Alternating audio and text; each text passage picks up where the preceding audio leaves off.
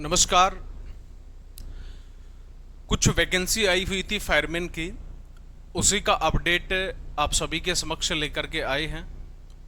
किस डिपार्टमेंट के अंदर वैकेंसी है, टोटल कितनी पोस्ट हैं, सिलेक्शन प्रोसेस क्या है, एज क्राइटेरिया, सैलरी और एग्ज़ाम जो पैटर्न है, उन सभी चीज़ों पे डिस्कस करने वाले।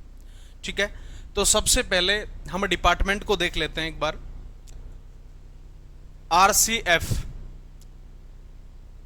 आरसीएफ की अगर हम बात करें तो जिसको हम राष्ट्रीय केमिकल फर्टिलाइजर लिमिटेड के नाम से भी जानने का काम करते हैं, उसी के अंदर रिक्वायरमेंट है फायरमैन की। हालांकि अभी ये वैकेंसी का नोटिफिकेशन आया हुआ है। टोटल जो पोस्ट है इसके अंदर वो होंगी कितनी, 10 पोस्ट। 10 वैकेंसीज के ऊपर ये जो भर्ती है वो कंडक्ट करवाई जाएगी। इसके साथ साथ हम बात कर लेते हैं अपनी जो क्वालिफिकेशन वगैरह है उनके ऊपर। सबसे पहले अगर हम बात करें तो यहां पे लिखा हुआ है राष्ट्रीय chemical fertiliser limited invite online application form. ठीक है, अब एप्लीकेशन फॉर्म जो है आपको इनवाइट किया गया है। जो भी इंटरेस्टेड कैंडिडेट हैं, जो भी एलिजिबल कैंडिडेट हैं, SSC holder with minimum 6 month fireman certificate for the post of junior fireman grade 2, इसके लिए आपके पास में कम से कम 6 महीने का जो कोर्स है, सर्टिफिकेट है, जिसको हम बोल सकते हैं बेसिक फायर फाइटिंग कोर्स, वो आपके पास में होना जरूरी है। तो ये सर्टिफिकेट कोर्स है तो ही आप आगे जो प्रोसेस है उसके अंदर फॉर्म को फिल कर सकते हैं। ठीक है, टोटल जो वैकेंसीज है इसके अंदर होने वाली है 10, और इसी के साथ में आपका जो ऑनलाइन बेस्ड टेस्ट है वो कंडक्ट करवाया जाएगा। सैलरी की अगर हम बात करें तो यहाँ पे देख पा रहे होंगे 18,000 से और 42,000 रुपए तक इसके जो सैलरी है वो दिखाई गई है, पे स्केल है वो शो किया गया। आगे हम बात करते हैं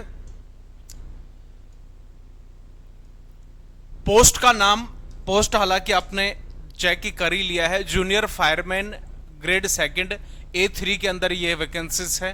टोटल जो पोस्ट है आपके सामने 10 पोस्ट के ऊपर ये भर्ती करवाई जाएगी। जर्नल कैटेगरी अगर हम बात करें तो इसके अंदर टोटल पोस्ट होने वाली है जर्नल कैटेगरी के लिए 5 पोस्ट, एससी शेड्यूल कास्ट के लिए होंगी 1 पोस्ट, एसटी के लिए 1 होगी, ओबीसी के लिए टोटल 2 पोस्ट होंगी और ईडब्ल्यूएस कैटेगरी के लिए भी टोटल कितनी पोस्ट है, 1। तो इस तरीके से इन सभी को मिलाकर के 10 पोस्ट के ऊपर यह वैकेंसी जो है या भर्ती जो है वो आई हुई है। इसके साथ साथ हम बात कर लेते हैं आगे।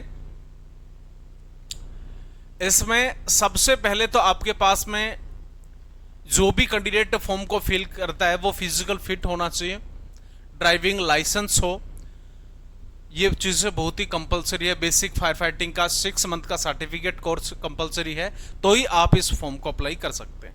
एज क्राइटेरिया की बात करें तो एज क्राइटेरिया की हम बात कर लेते हैं यहाँ पे, तो 29 साल तो हो जाती है अपनी जर्नल और ईडब्ल्यूएस कैटेगरी के लिए, 34 साल हो जाती है एससी और एसटी के लिए, 32 साल हो जाती है अपने ओबीसी के लिए, और 5 साल की जो विक्टिम्स हैं 1984 रियोट्स के, तो उनके अगर कोई भी या फैमिली मेंबर है या कोई एक्स सर्विस मैन है उनके लिए 5 साल की इसके अंदर फिर भी एज के अंदर रिलैक्सेशन दिया गया, चाहे वो किसी भी कैटेगरी से इसके अंदर बिलोंग करता हो।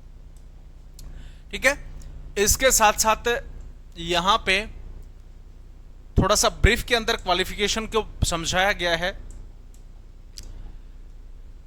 सबसे पहले आपको एसएससी यानी कि मैट्रिक पास होना चाहिए रिकॉग्नाइज बोर्ड से। दूसरा, complete A 6 month full time fireman certificate course from A state fire training centre. ठीक है, या तो कोई भी SFTC state fire training centre से आपके पास में सर्टिफिकेट का कोर्स हो, या फिर वही है रिकॉग्नाइज जो बोर्ड है भारत सरकार के द्वारा, वहां से आपके पास में कोई भी फायर फाइटिंग का कोर्स है वो होना बहुत ही जरूरी, कंपलसरी हो जाता है।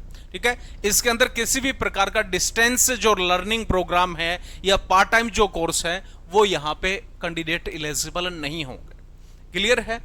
इसी के साथ में candidate must pass a valid heavy motor driving licence, a learner licence will not be accepted. तो सबसे पहले आपके पास में हैवी मोटर व्हीकल जो लाइसेंस है वो भी होना जरूरी है। यहाँ पे लर्निंग या लाइट जो लाइसेंस है वो काम नहीं करेगा। आपको इस फॉर्म को अगर नहीं है हैवी लाइसेंस तो फिल नहीं करना, ठीक है। इसके साथ साथ सभी जो टर्म्स कंडीशन है वो अच्छे तरीके से हमें समझनी है। इसके साथ साथ अपने पास में यहाँ पे एक्सपीरियंस की भी मांगा गया है। 1 साल का आपके पास में एक्सपीरियंस होना चाहिए इंडस्ट्रियल फायर फाइटिंग का, ठीक है।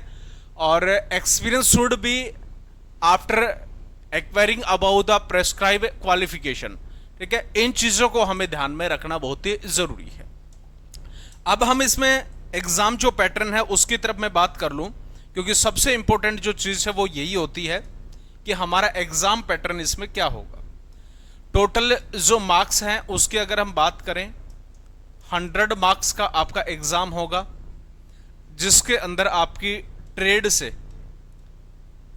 से रिलेटिव होंगे टोटल 50 क्वेश्चन, और बाकी जो 50 क्वेश्चन है वो आ जाते हैं अपने रीजनिंग से, वो होंगे अपने मैथ से, वो होंगे अपने इंग्लिश से। इन जो सब्जेक्ट्स हैं वहां से टोटल 50 क्वेश्चन देखने को आपको मिलेंगे। ये आपका इसका एग्जाम जो पैटर्न है वो हो जाता है। तो जो कैंडिडेट फॉर्म को फिल करना चाहते हैं तो सबसे पहले आपका एग्जाम जो पैटर्न है, एग्जाम का जो सिलेबस है उसको जानना बहुत जरूरी है। ये आपका मोस्ट इंपॉर्टेंट है। ट्रेड से रिलेटेड टोटल 50 क्वेश्चन होंगे और रीजनिंग, मैथ, जीके, इंग्लिश से रिलेटेड टोटल 50 क्वेश्चन का आपका जो पोर्शन है वो इसमें होने वाला है, ठीक है। इसी के साथ साथ यहाँ पे ये डॉक्यूमेंट है, ये सिग्नेचर है, थंब इंप्रेशन, ये आपको जब भी आप फॉर्म को फिल करें तो वहाँ पे आपको बहुत ही ज़रूरी है। तो ये था अपडेट आज का जो न्यू रिक्वायरमेंट आया हुआ है उसका। और भी किसी भी प्रकार की जानकारी चाहिए तो डिस्क्रिप्शन बॉक्स के अंदर इस रिक्वायरमेंट का नोटिफिकेशन डाल दिया जाएगा, वहाँ से भी आप इसको चेक कर सकते हैं। तो फिर मिलते हैं, तब तक के लिए जय हिंद, जय भारत।